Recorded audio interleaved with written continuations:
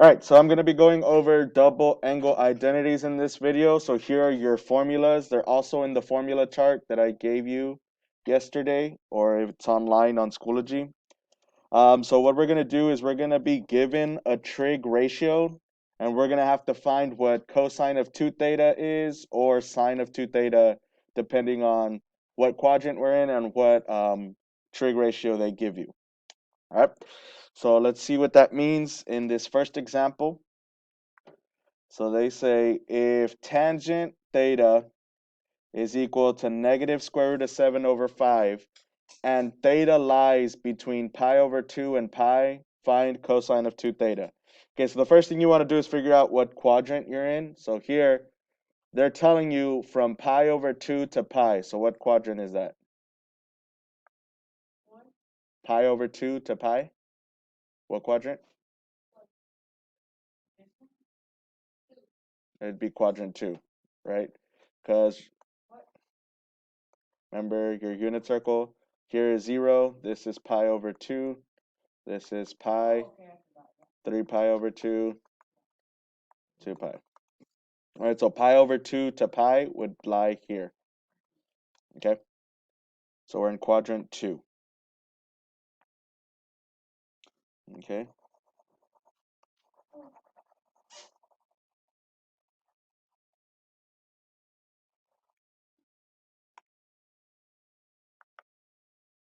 right, so if tangent theta is negative square root of 7 over 5, so tangent theta, if you remember your trig ratios, that is opposite over adjacent, right?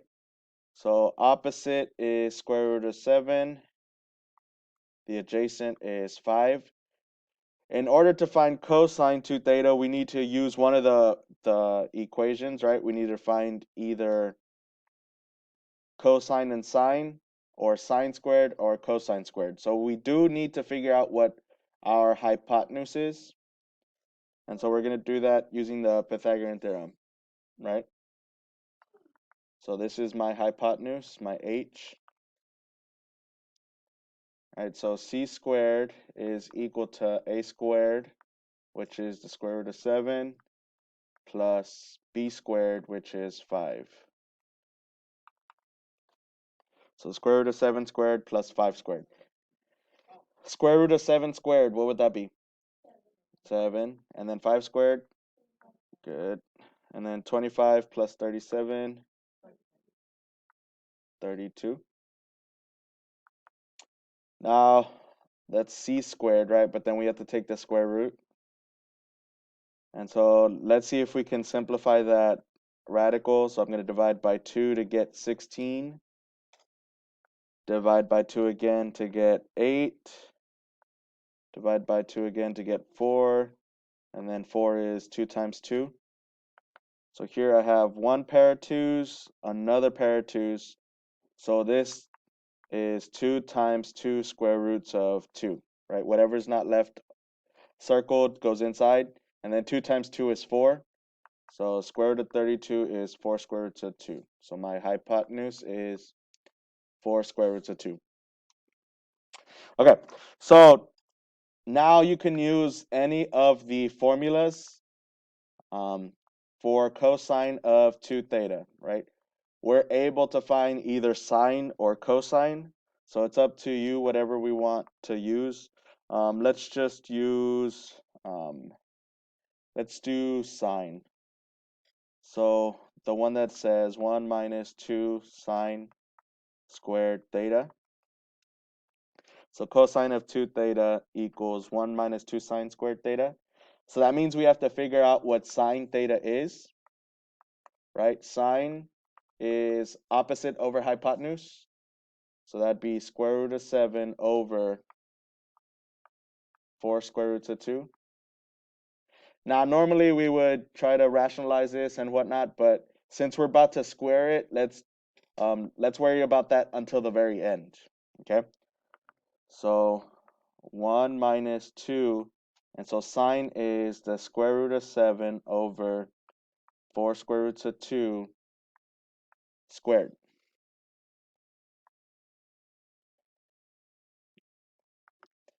Okay, so 1 minus.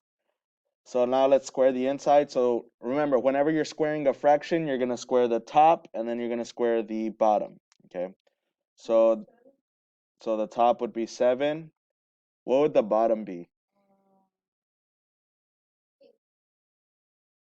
Mm, You have to square both. So 4 squared, which is 16, and then times 2. Yeah, 16 times 2. Well, yes, technically you can multiply 16 times 2, right? But here I have a 2 as well that's going to multiply that. Remember, this 2, it's a coefficient, but it's in the numerator. So that's going to divide out with this 2. So really I have 1 minus 7 over 16. And then in order to do that, I just need to find what? Common denominator. So this is going to be 16 over 16 minus 7 over 16.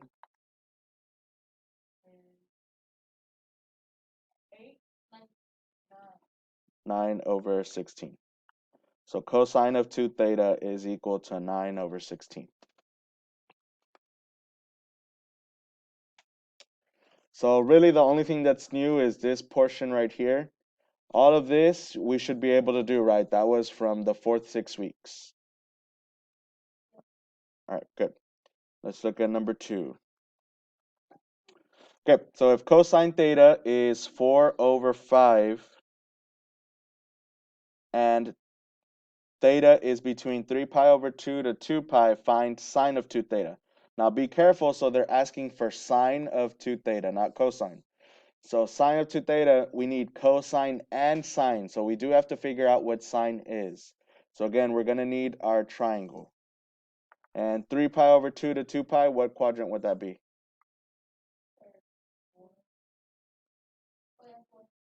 Fourth. Oh, I forgot to say that this is negative because we're in quadrant 2. Oh, no, it's positive.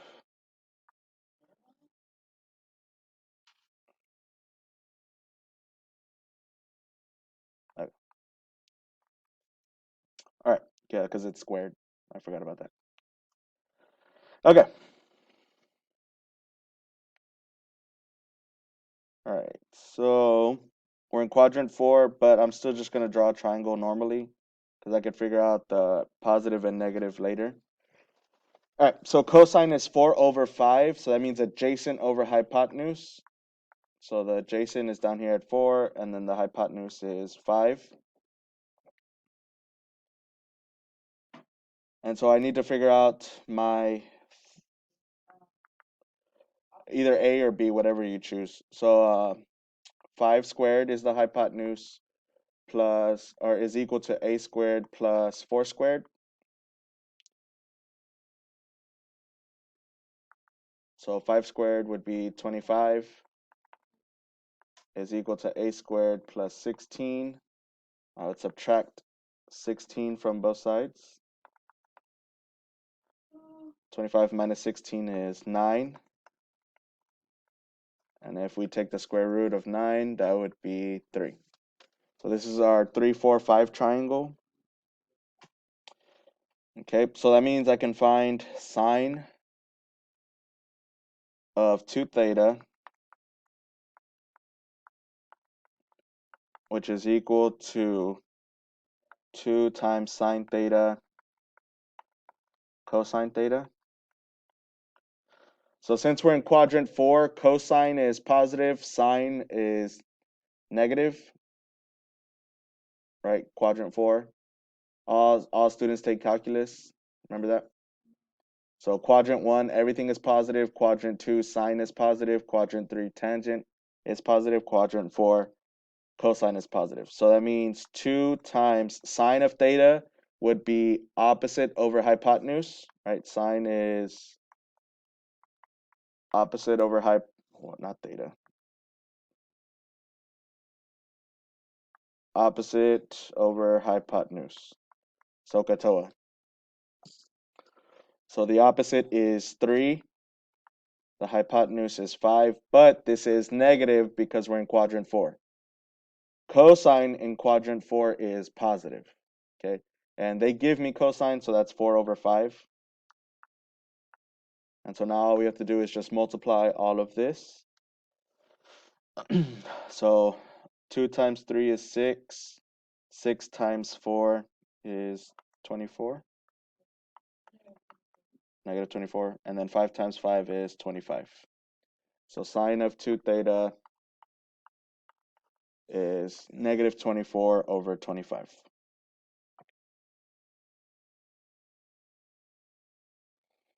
Okay. Now the way they're going to look in delta math is they're not going to worry about different quadrants. They're just going to worry about quadrant 1 basically. Everything's going to be positive, I'm pretty sure. If I'm wrong, I apologize. Okay. So it says assume that theta is positive, acute angle, find sine of 2 theta if sine of theta is 12 over 13. So sine of theta means opposite over hypotenuse, so 12 and 13. So we need to find the adjacent because sine of 2 theta, we use the formula 2 times sine theta times cosine theta. So we have sine theta, we just need to figure out what cosine theta is. So we do need our Pythagorean theorem again. So 13 squared is equal to 12 squared plus b squared.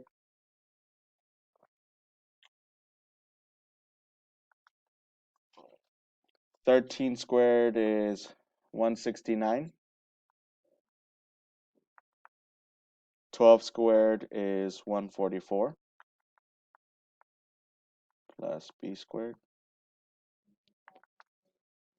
So we subtract 144. 9 minus 4 is 5. 6 minus 4 is 2. So it's 25.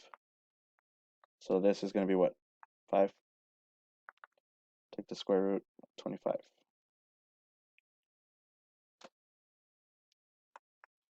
So 2, now they gave me sine theta, right? They told me that's 12 over 13. And then cosine is adjacent over hypotenuse, so that'd be 5 over 13. Okay, so just multiply all across. 2 times 12 times 5. Huh? Or I would do 5 times 2 is 10. 10 times 12 is 120. And then 13 times 13 is 169. We can simplify this, can't we? Or no. No, we can't. I lied. 13's prime number. I just saw the 9. I was like, oh, it could be divided by 3, but no, it can't. All right. Try number 4 out. Try number 4. Now, number 4 is really easy. Hopefully you figure it out the easy way, but pause the video and try number 4.